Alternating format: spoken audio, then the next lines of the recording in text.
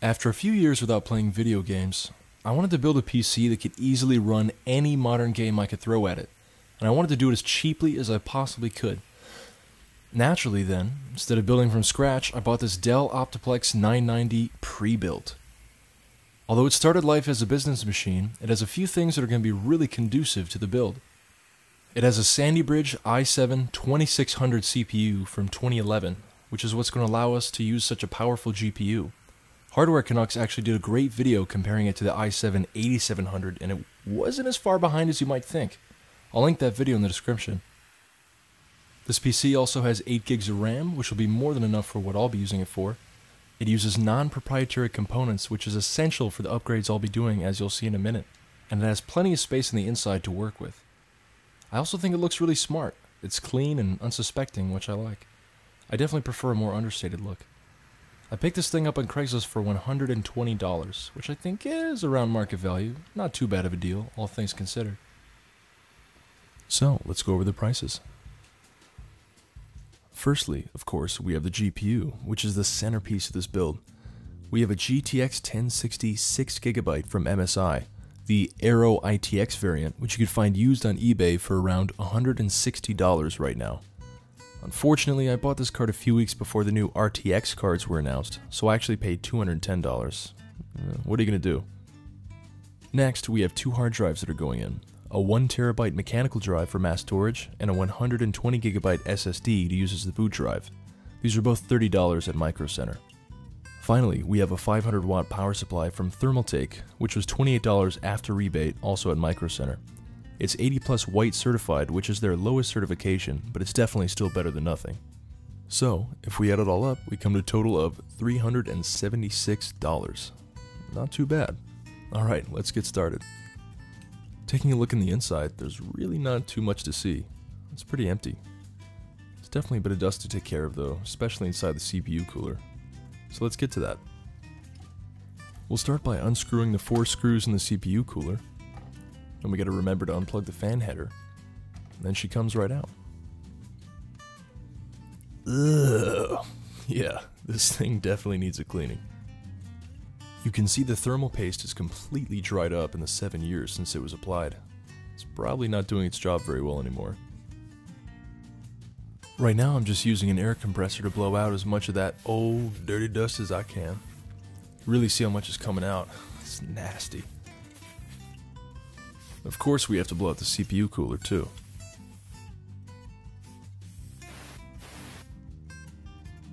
Now we just need to put some isopropyl alcohol on a soft cloth, start rubbing away at that old thermal paste. As you might be able to tell, that was not doing a whole lot. I ended up actually having to come at it with a razor blade, which I don't really recommend. I actually nicked the heat transfer surface just a little bit, but I don't think it was enough to really have any effect. But if you have to do this, just be careful. After a little bit more cleaning up, it's looking pretty good. There's a weird star pattern there on the surface. That's interesting. Now time to pull the CPU out so we can give it a good cleaning.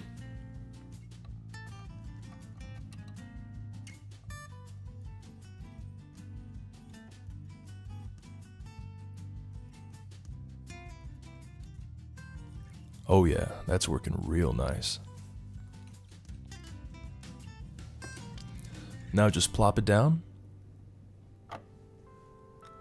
Close the hatch. And we're good. Grab our friend Arctic MX4. Apply 1 incorrectly sized dollop to the center of the heat spreader. Don't worry about using too much as MX4 is non-conductive. Set our heatsink back down.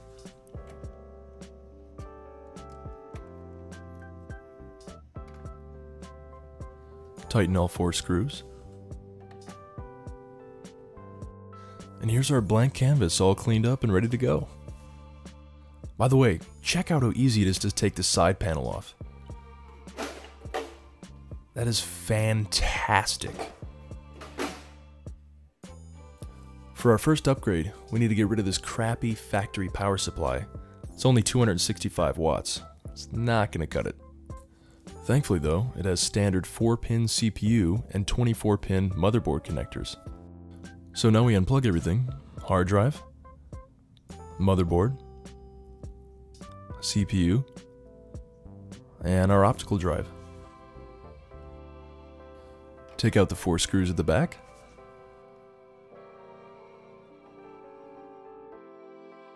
Then there's one clip at the back of the case. She comes right out.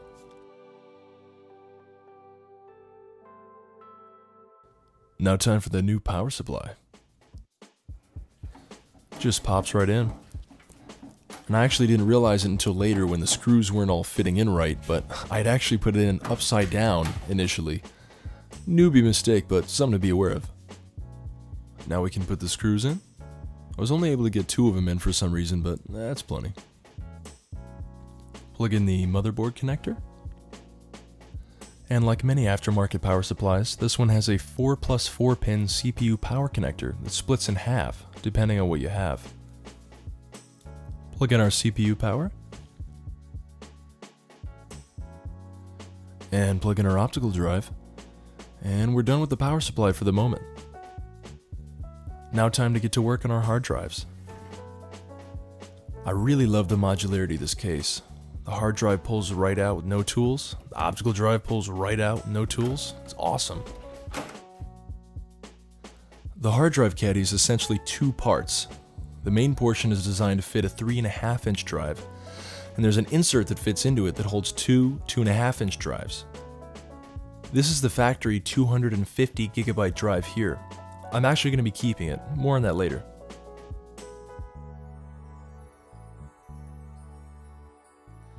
I'm going to start off by putting my 3.5-inch mechanical drive into the main portion of the caddy. I actually came up with a custom drive mounting solution because I didn't feel like spending an extra $10 on eBay just for another little plastic drive caddy. You'll see what I mean in a second.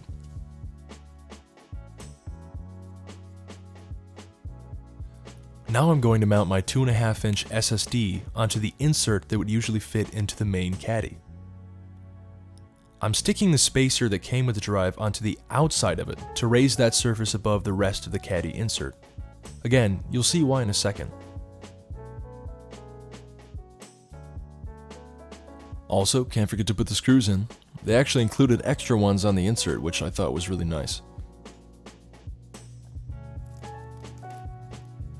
Now I'm putting some foam double-stick mounting tape onto the top of the drive spacer. Can you see where this is going?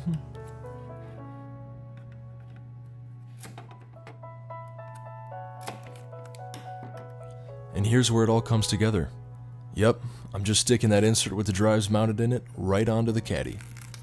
Of course I made sure that the drives don't touch each other, and the foam tape should provide some insulation as well. It's ratty, but you can bet that it works.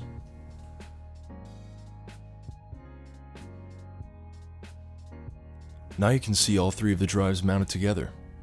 Not bad, eh?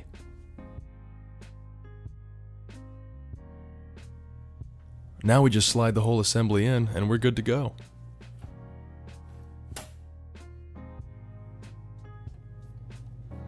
Now we can plug in our boot SSD. It's a little tight getting the cables in there, but it's not bad. I'm going to plug the other drives in later. Now here comes the fun part. Let's open up the expansion slot lock. Again, totally toolless, which is dope. Pull out a couple blank plates. And it is time. The moment has come to slip our beautiful 1060 into her hole. It was a little bit fiddly, but eventually she went in just fine. Now we just connect the power, and we're good to go. Bam! And here's what we have so far.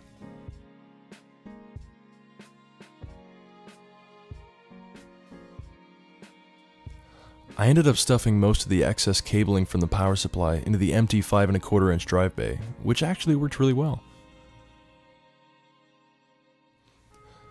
Now, fast forward 11 days later, and the PC's been running great. I got the rest of the hard drive cables hooked up, and I also rerouted the power cable for the GPU along the back of the case instead of hanging down the front, which is much better. I realized there was still a problem though, the airflow through the case.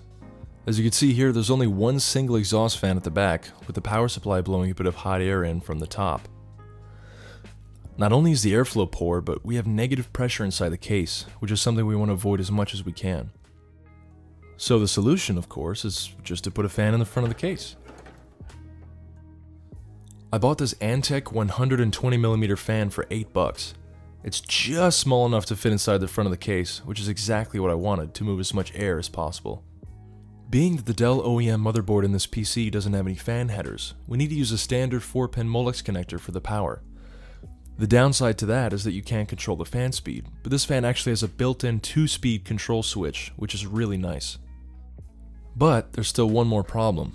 If we take the front panel off, it becomes pretty obvious that there's not going to be much air moving through there. So what do? Oh yeah, that's right, we're going to slice it right out. I'm just going to cut out a square in the center where most of the airflow restriction is. I'm doing this because I want to retain as much of the case's structural rigidity as I can, and I think the rest of the perforations there will take care of the air just fine. So, let's start marking out our cut. And before we start cutting, there's a couple things we have to do real quick. There's a little thermal sensor in the front of the case that we need to relocate. Thankfully, it snaps easily onto the top of the hard drive cage. And of course, we need to stuff a rag behind the front panel so we don't get metal shavings inside our build. That would be bad. So, time for the first incision. Wasn't going very quickly, so I turned the speed up. That's better. And of course I had to get a nice gratuitous shot of sparks flying with the lights off.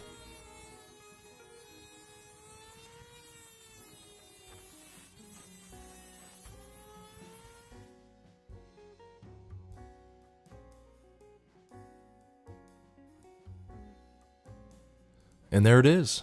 I think it turned out pretty damn good. I filed the edges down too so they don't slice my fingers off. Now time for a bunch more of that double stick foam mounting tape. This will work perfectly to dampen the vibrations. And we'll stick the fan in. Definitely took a few tries since there's so many different points of stickiness. But we got it in there. And here it is totally installed. I think that worked out pretty nicely. I also mounted the speed control switch on top of the hard drive cage, so you can easily just pop the side panel open and switch it if you need to. So now the build is just about complete, but oh man, those cables are a mess. We need to do something about those. Ah, much better. So here's the final product. I'm really happy with the way everything turned out. I actually think it looks pretty sweet. For a pre-build anyway. Now that we've finished building the PC, now's the time to talk about what matters the most. The benchmarks. Before we get started, let's look at the overclock. After some testing, I was able to get a plus 170 MHz overclock on the core and a plus 320 MHz overclock on the memory. I brought the power limit all the way up and I kept the temp limit at 80 degrees Celsius. These settings seem to be totally stable while gaming. So first off, for a synthetic benchmark I ran Unigine Valley. With the settings you see on screen, it got 84.5 frames per second with a score of 3537. For our first game, I ran the built-in benchmark in Rise of the Tomb Raider, and it got an overall score of 80.5 frames per second. Next up, I ran the built-in benchmark in Assassin's Creed Origins. This game is extremely CPU intensive, and as such, it's the only game I tested that suffered a slight CPU bottleneck at times. Wasn't too bad though. The game called the performance stable, and it got a score of 58 frames per second. You'll have to turn the settings down a little bit if you want to run smoothly in the town areas. I ran Mirror's Edge Catalyst at all ultra settings and got an average of 90 FPS with a low of 58 and a high of 139. I ran Doom with all the settings maxed out as well. I got an average of 104 FPS with a low of 71 and a high of 134. This game runs really well. Battlefield 1 also ran with max settings and returned an average of 81 FPS, with a low of 37 and a high of 101. Project Cars 2 ran with mostly ultra settings with some things on high, and got an average of 81 FPS with a low of 62 and a high of 114. Lastly, we have Dirt Rally, which ran with all max settings except for the advanced blending feature turned off, and it got an average of 85 FPS with a low of 71 and a high of 105. This is a really fantastic game, by the way, easily one of the best racing games I've ever played. With the MX4 thermal paste and the extra fan I put in, the temps for the CPU and GPU don't ever get higher than the low to mid 70s, which, while not fantastic, is totally acceptable. Especially considering the GPU only has a single fan and we're running the shitty stock Intel cooler. Also, those temps are in a very warm room that's usually between 25 and 30 degrees. So, all in all, this is a pretty damn good PC for a pretty damn good price. It does exactly what I wanted it to do. The only real caveat with this thing, though, that some of you might have thought about by now, is that you're pretty much shit out of luck when it comes to upgrading. It's just not going to happen. But actually, that doesn't really matter, because here's the thing.